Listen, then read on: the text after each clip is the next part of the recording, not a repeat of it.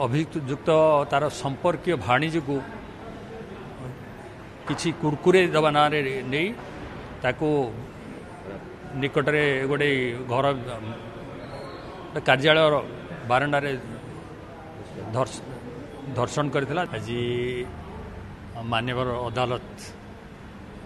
स्वतंत्र अदालत से पोक्सो कोर्ट आज गोटे केस रे छोट झीटी 5 वर्ष कम नाबालिका झील तार दुष्कर्म पर हत्या कर तार तथ्य लुचाई चेष्टा कर किडनैप पर घटना कर सी तार जन संपर्क एभली घटन विचार करी से कोर्ट दंडित कर अभियुक्त को दंडित कर आजीवन कारादंड दंडित कर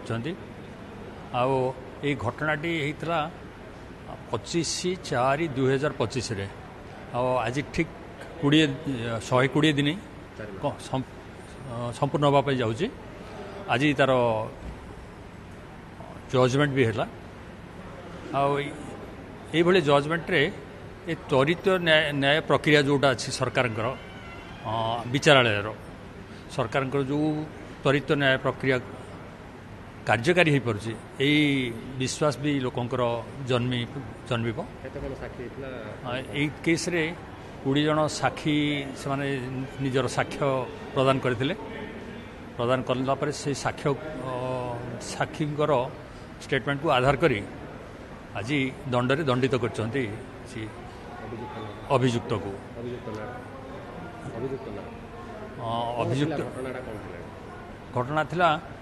अभियुक्त तार संपर्कीय भाणीजी को किसी कुरकुरे दबा ना नहीं ताको निकटरे गोटे घर कार्यालय बारंडार धर्षण करथिला। धर्षण करने सहित